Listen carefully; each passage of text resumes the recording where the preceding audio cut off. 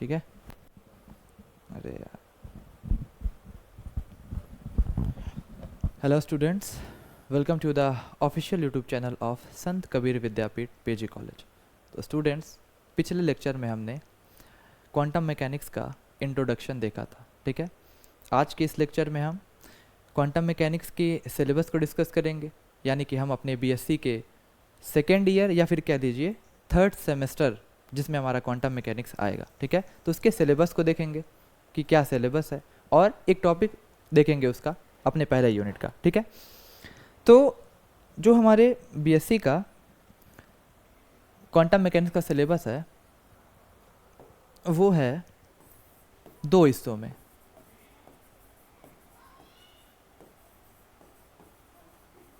ठीक है।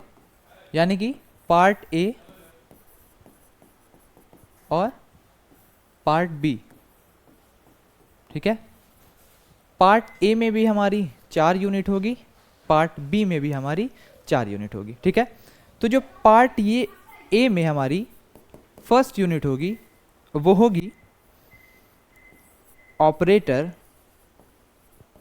फॉर्मलिज्म, ठीक है। दूसरी यूनिट क्या होगी हमारी, eigen and expectation values, eigen and expectation values. तीसरी यूनिट हमारी क्या होगी, अनसर्टेनिटी प्रिंसिपल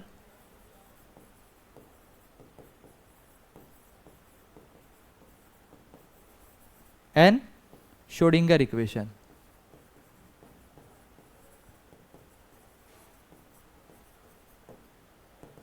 ठीक है। और चौथी यूनिट हमारी क्या होगी, application of Schrodinger equation,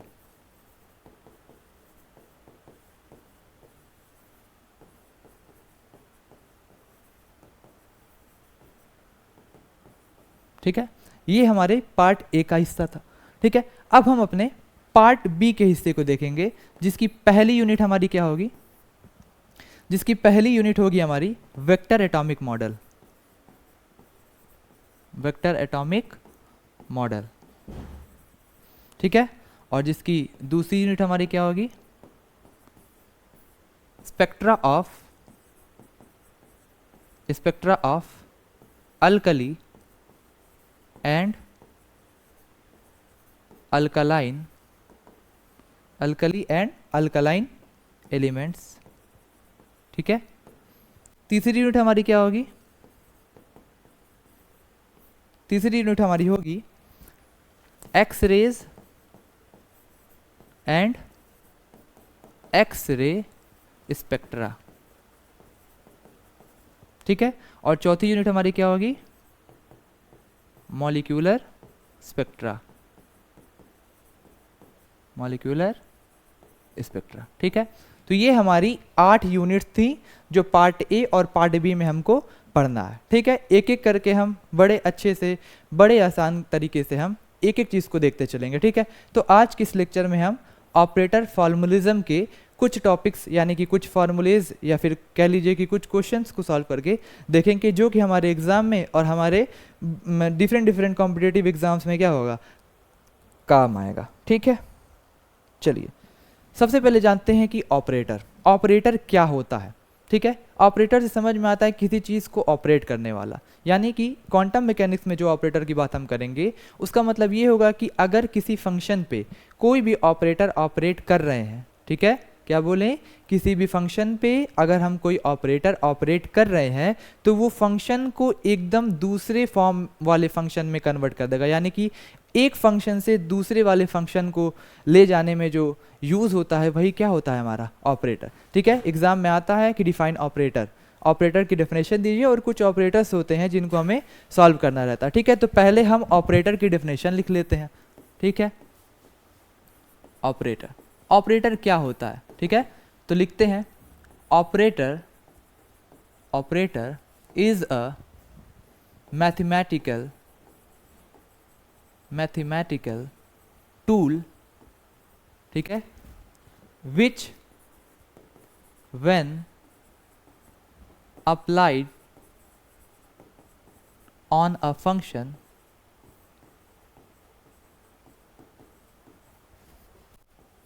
convert it into another form with different characteristics.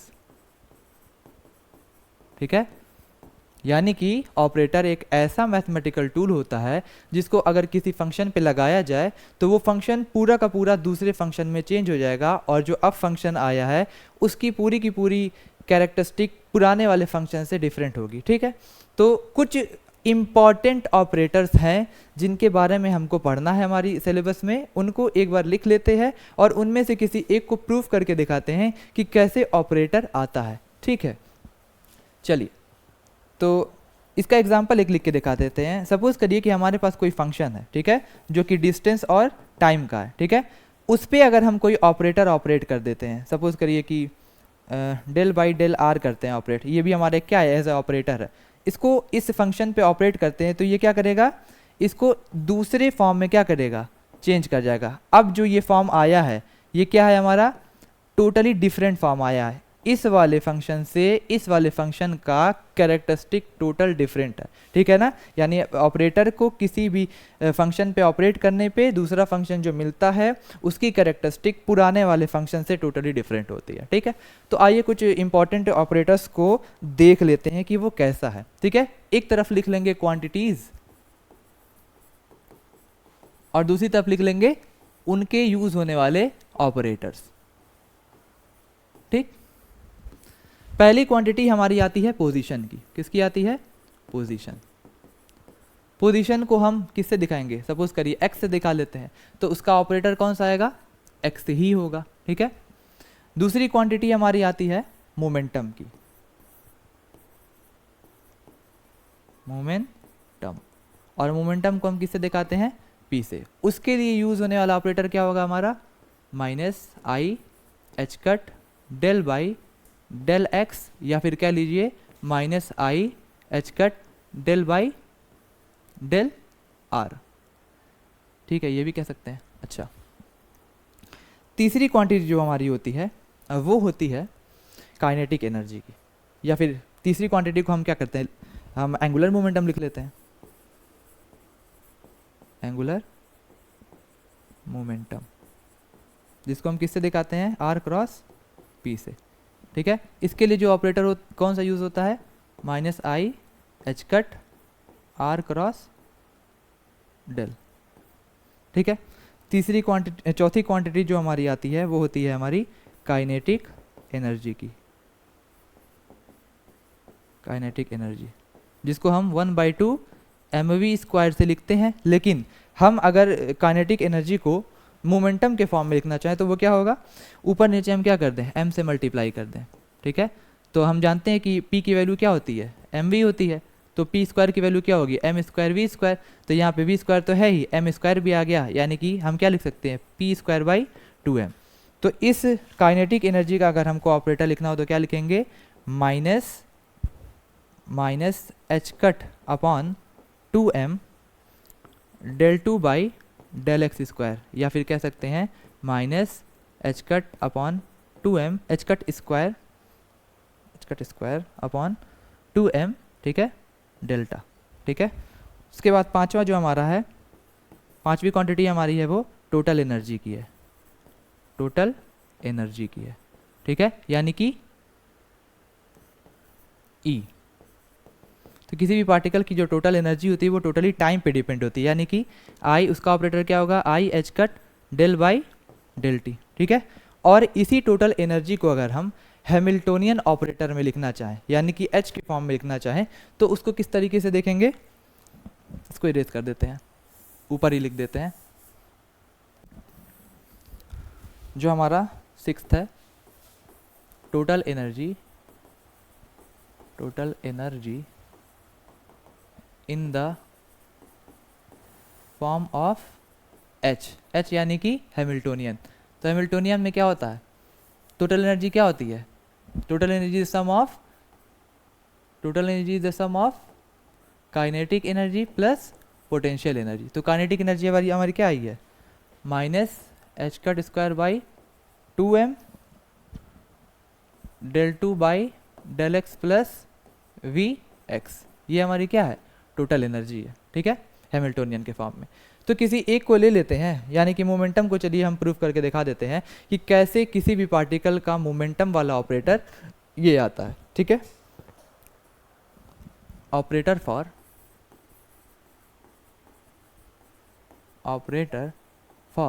Momentum, operator for momentum. ठीक है, मानेंगे कि हमारे पास एक पार्टिकल है जो कि एक पॉजिटिव एक्स डायरेक्शन में क्या करता है, चलता है। ठीक है, let us consider a particle moves towards positive x direction. ठीक है, तो उसके लिए जो वेव फंक्शन लिखेंगे वो क्या होगा, psi x t is equal to A e के power minus i upon h cut p x minus e into t. ये एक वेव फंक्शन है। वेव फंक्शन क्वांटम मैकेनिक्स में एक बड़ी इंपॉर्टेंट चीज़ होती है। थोड़ा सा समझ लेते हैं वेव फंक्शन के बारे में कि क्वांटम मैकेनिक्स में वेव फंक्शन एक ऐसी चीज़ होती है, एक ऐसा फंक्शन होता है जो किसी भी पार्टिकल के बारे में पूरी इंफॉर्मेशन देता है कि किस पॉइंट पे उसका क्या पोटेंशियल है, क्या उसका मोमेंटम है और किस तरीके से वो बिहेव करता है, किस जगह पे पाया जाता है। ये सारी इंफॉर्मेशन हम किसी भी पार्टिकल की उसके वेव फंक्शन से निकाल सकते हैं। ठीक है, तो अगर हमको पार्टिकल का वेव फंक्शन मिल जाए तो हम उसके बारे में सारी इंफॉर्मेशन निकाल सकते हैं। ठीक है, तो ये चीज़ हमारा मिल गया। ठीक है, इसको इक्वेशन नंबर फर्स्ट बना देते हैं। ये हमारा एक वेव फंक्शन है और हमको क्या करना है, मोमेंटम ऑपरेटर को फाइंड करना है। तो क्या करेंगे, इस इक्वेशन फर्स्ट को हम डिफरेंशिएट कर देंगे एक्स के रिस्पेक्ट में। ठीक है, differentiating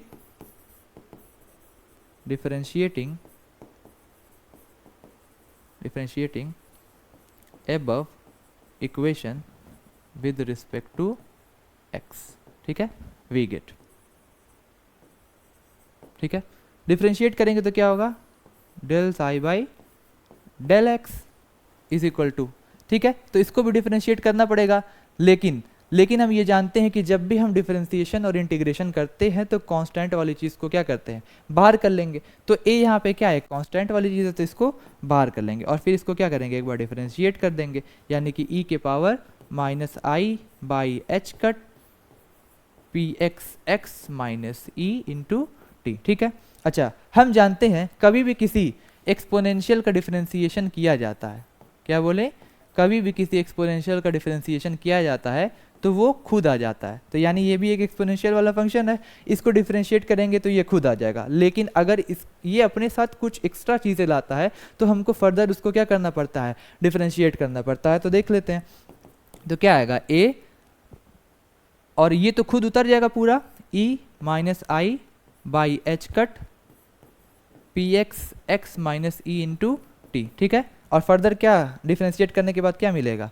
I by h cut मिलेगा, i by minus i by h cut मिलेगा, और क्या मिलेगा, पी एक्स मिलेगा। ठीक है, ये इतना चीज़ हमें मिलेगा। अब ज़रा देखा जाए अगर, तो ये पूरा हमारी फर्स्ट इक्वेशन वाला है कि नहीं, एकदम हुबहू है। ठीक है, तो क्या इसकी जगह पे हम उस पार्टिकल का वेव फंक्शन यानी कि फाई लिख सकते हैं कि नहीं, एकदम लिख सकते हैं।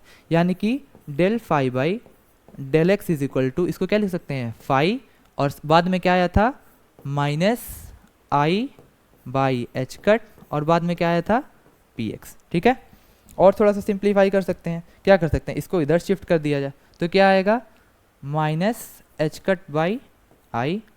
ठीक है, क्योंकि माइनस हटा देते हैं, माइनस तो हमारा इंटीग्रेशन में खत्म हो जाए, डिफरेंशिएशन में खत्म हो जाएगा ना।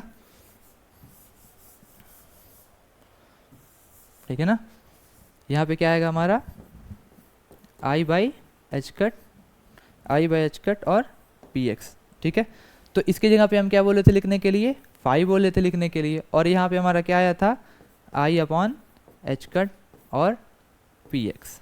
ठीक है, तो अब क्या करेंगे, इसको थोड़ा सा ट्रांसफॉर्म करेंगे इधर, यानी कि एच कट इधर आ जाएगा, आई नीचे आ जाएगा, del phi by del x is equal to, यहाँ पे क्या बचा, फाई इंटू पी एक्स। ठीक है, अगर दोनों तरफ हाँ, और एक चीज़ ध्यान देने वाली बात है कि कभी भी हमारा इमेजिनरी फॉर्म यानी कि माइनस कभी डिनोमिनेटर में आता है तो उसको ऊपर किया जाता है। तो आई भी क्या है, एक इमेजिनरी नंबर है, तो इसको हम डिनोमिनेटर में ना लिख के ऊपर शिफ्ट करेंगे तो क्या हो जाएगा, दोनों तरफ ऊपर नीचे आई से मल्टीप्लाई करना पड़ेगा। तो आई हमारा ऊपर आ जाएगा और नीचे वाला जब आई स्क्वायर आएगा तो आई स्क्वायर की वैल्यू क्या आती है, -1। ठीक है, तो मैं क्या लिख सकते हैं, माइनस आई एच कट और del psi by del x is equal to psi into p x. अब देखिए अगर दोनों तरफ से साई को एलिमिनेट कर दे तो क्या बचेगा, p x is equal to minus i h cut del del by del x. क्या यही हमारा मोमेंटम का ऑपरेटर था कि नहीं। ठीक है, इस तरीके से हम सारे के सारे ऑपरेटर्स को प्रूव कर सकते हैं। ठीक है, with the help of this wave function. Wave function अगर हमारे पास है तो हम किसी भी पार्टिकल की सारी चीज़ें निकाल सकते हैं। ठीक है, तो ये बहुत इंपॉर्टेंट टॉपिक है और हमेशा रहेगा क्योंकि ये बड़ी बेसिक चीज़ है हमारे क्वांटम मैकेनिक्स की। ठीक है, तो बस आज के लेक्चर में हम इतना ही सीखेंगे, मिलते हैं नेक्स्ट लेक्चर में, और इसके बाद हम आइगन वैल्यूज़ या एक्सपेक्टेशन वैल्यूज़ के बारे में पढ़ेंगे और उससे इंपॉर्टेंट क्वेश्चन करेंगे। ठीक है।